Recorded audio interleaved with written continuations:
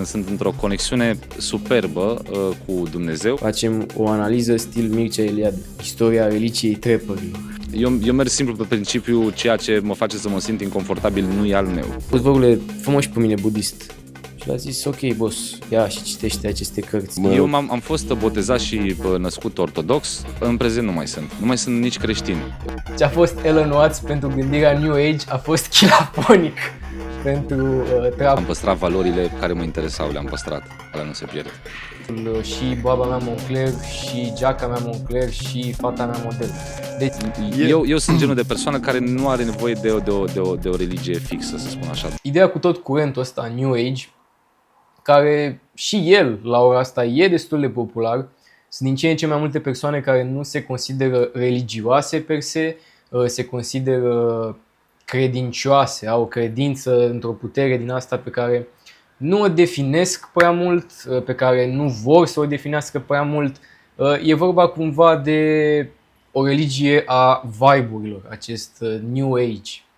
Are o teologie între ghilimele, destul de flexibilă, are foarte multe abordări, din punctul meu de vedere, destul de egocentriste într-un fel, adică totul caută adică scopul principal în New Age este să te eliberezi pe tine de concepții negative prin a medita, prin a înțelege natura adevărată a lucrurilor.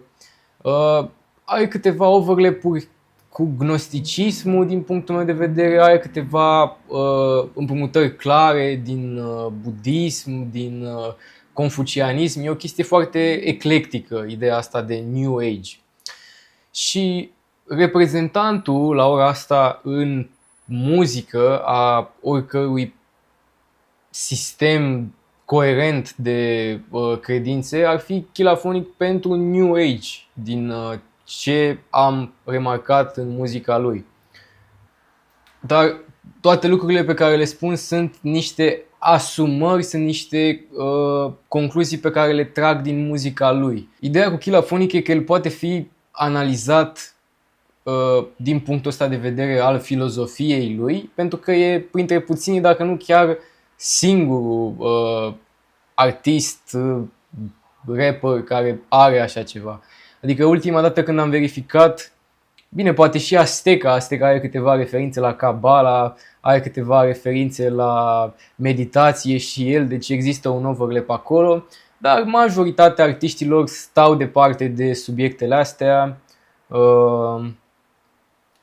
din diverse motive. Bănuiesc că nu ăsta e neapărat pentru ei scopul muzicii, să fie ceva care să fie prea complex. Și nu judec pe nimeni pentru că nu e prea complex. Sunt unul dintre cei mai mari fani Alin Junior, care mi-a schimbat viața cu versul și baba mea Moncler, și geaca mea Moncler, și fata mea model. De ce e important acest lucru? Pentru că, din punctul meu de vedere, filozofia pe care o are el asupra lucrurilor ăstora este ceva foarte comun, ceva foarte răspândit și noi, analizând cumva filozofia lui Chilafonic, nu căutăm să îi găsim lui, cum să spun, minusuri sau să-i căutăm vreun nod în papură. Mai repede să analizăm un curent cultural pe care Chila, într-o măsură sau altul, îl reprezintă. Am o chestie sub cameră de la stabilizator și nu pot să o dau jos, deci vom filma la acest Dutch angle, așa un pic tiltat într-o parte. Deci sper că vă place ceva nou. Așa, citate directe ale lui Chilafonic dintr-un podcast de acum 9 luni. Le vom citi și le vom analiza împreună. Eu am fost botezat și crescut ortodox, dar în prezent nu mai sunt. Nu mai sunt nici creștin, sunt într-o conexiune superbă cu Dumnezeu, dar nu prin nicio formă de religie. Deci aici avem primul indiciu legat de spiritualitatea lui Chilafonic, în care susține că religia este un intermediar de care el nu mai are nevoie.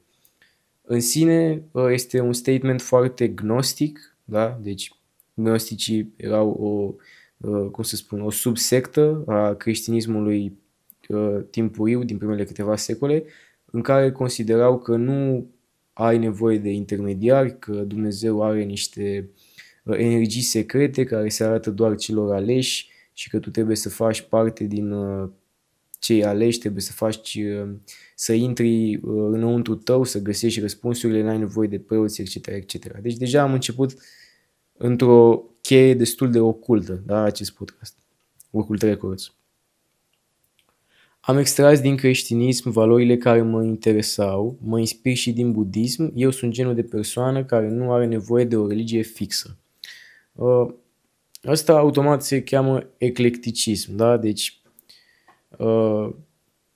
faptul că Chila ia din toate religiile ceea ce îi convine, între ghilimele, ceea ce îl inspiră, e o treabă foarte comună în spiritualitatea asta New Age. În sensul care iei idei de acolo și de acolo și de acolo care ți se par ție că sună bine, care rezonează cu tine, doar că de multe ori tu când adopți idei din anumite sisteme de credință pe care le studiezi, nu le poți adopta contextual, pentru că când iei un lucru din punctul A, din punctul B, din punctul C și din punctul D, ele sunt extrase din contexte diferite și chiar dacă sună bine când sunt una lângă alta, ele sunt lucruri străine, sunt lucruri străine una față de cealaltă. Nu poți să iei ideea de teoză din creștinismul ortodox și să o legi de ideea de nirvana din religia budistă, pentru că literalmente nu au sens. Adică scopul teozei este uniunea cu Dumnezeu, uniunea cu Hristos, în primul rând despre asta e vorba în creștinism. Nu fac o paralelă din asta de să îl fac pe chilafonic să devină pocăit sau nu e scopul. E o analiză strict pe text. Facem o analiză stil Mircea Eliade, istoria religiei trepărilor. Nu poți să compari teoza creștin-ortodoxă cu nirvana. Nirvana e vorba de a ieși din samsara, a ieși din ciclul ăsta de naștere, renaștere. Deci sunt lucruri care sunt străine creștinismului. Dacă ai încercat să le combini pe cele două, ți-ar ieși o ciorbă. Nu știu, adică Chilafoniu nu cred că le combină pe astea două, dar spun în general ce se întâmplă când combini idei și de acolo și de acolo. Poate să-ți iasă o oarecare ciorbă. Am păstrat valorile care mă interesau. Ok, ne-am întors acolo. Eu nu sunt o persoană care citește foarte mult, citesc puțin, dar citesc ce trebuie. Foarte bine. Budismul am citit mai mult în interior decât în cărți și oferă foarte multe lecții sănătoase. Ok? Și aici e o problemă, în sensul în care budismul, noi ca europeni, l-am înțeles extrem de greșit. Extrem de greșit. Dacă ne uităm în anii 70, în anii 60, budismul și toate lucrurile astea cu ce înseamnă meditație, cu ce înseamnă spiritualitate și conexiune cu Dumnezeu, exact cum spune și Chilafonic, bubuiau în America, odată cu mișcarea hippie, dar odată cu Beatles și doar că noi am învățat și am înțeles budismul într-o formă foarte străină budismului original. Budismul original, mai ales de exemplu budismul Zen, s-a transferat printr-o tradiție. Oamenii care au fost oameni inițiați în budism. Adică nu e ca și cum s-au dus la un templu local și au zis: auzi, vărule, fă-mă și pe mine budist. Și l-a zis: ok, boss, ia și citește aceste cărți budiste și vei deveni budist. Nu, au fost niște lucruri de tradiție, au fost niște lucruri de transmisie învățător-discipol timp de decenii ca cineva să fie cu adevărat inițiat în budism. Adică de multe ori un învățător anume îi dă o temă anume unui discipol ca să poată să zică că înțelege budismul. Noi poate avem impresia că înțelegem genul ăsta de religii orientale, dar suntem extrem de departe de a le înțelege cu adevărat în realitate, pentru că ce avem noi e o chestie diluată, o chestie decontextualizată și o chestie care, nu, din punctul meu de vedere, nu se pupă cu psihicul nostru european. De exemplu, dacă facem apel la Jung, deși și Jung e o chestie destul de ocultă, vă recomand clipul despre Jung de pe acest canal. Dacă facem apel la Jung, noi ca europeni apelăm la alte arhetipuri, apelăm la alte elemente din subconștientul colectiv pe care nu se regăsesc în religiile astea orientale. Adică noi mult mai repede putem să înțelegem religia creștină la nivel intuitiv decât putem să înțelegem la nivel intuitiv o religie ca hinduismul sau ca budismul, pentru că psihicul nostru, fondul nostru cultural, pe asta a fost format în ultimele câteva sute de ani. Acum, dacă Chilafonic are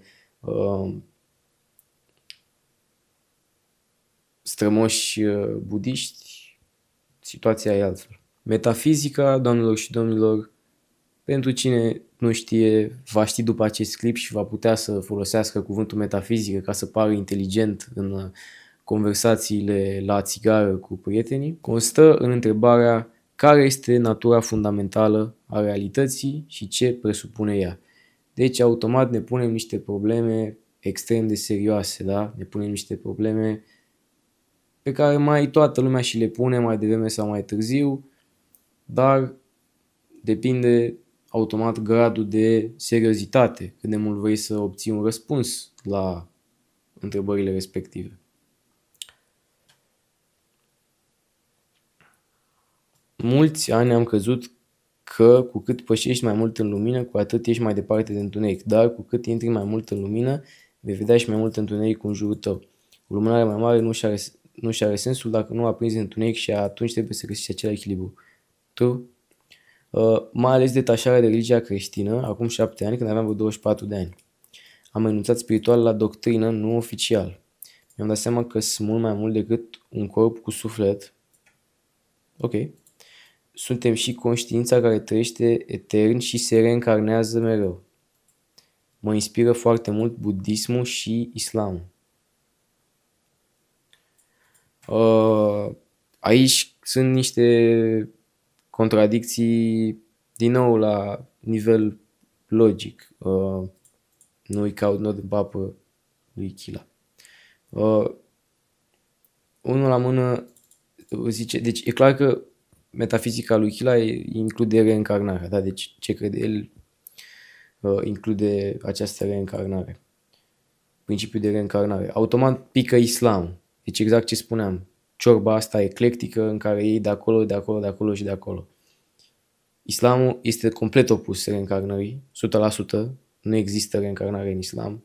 Poate decât în anumite ramuri din astea de nișă, sufite sau adică în islamul mainstream și în Shia și în Sunni și în Sunni respectiv Shia, că Sunniul e mainstream, nu se pune problema de reîncarnare. În budism, într-adevăr, da. Ce mai spune aici? Că suntem mai mult decât un corp cu un suflet, suntem și conștiinți. Adică aici cumva face diferența între suflet și conștiință într-un stil asemănător lui Constantin Noica sau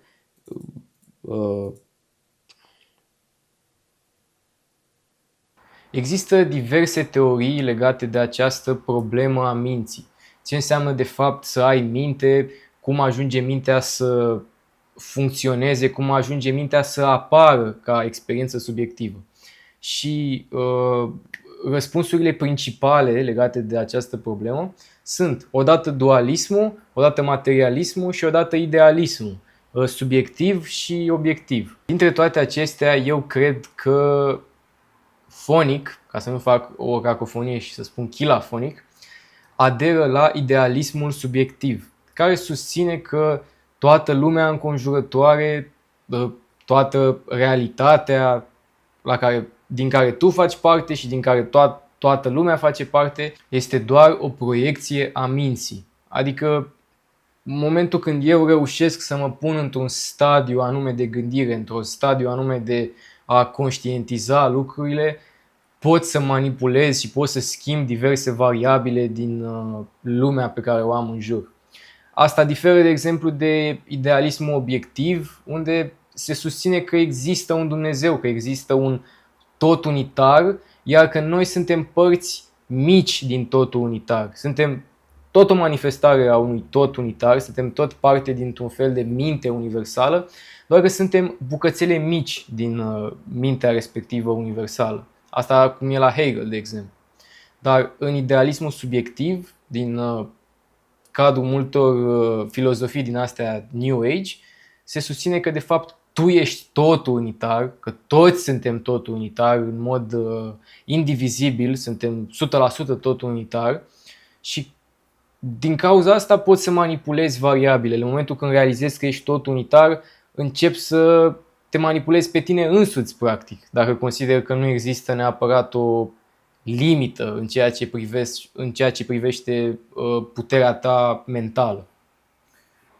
Clar nu l-aș încadra pe Chila ca fiind dualist, să spună că există odată mintea și odată lumea exterioară în două substanțe diferite, deci clar nu se pune problema și sincer nu l-aș încadra nici la materialist pentru că face prea multe referințe la filozofii din astea hinduse sau la New Age.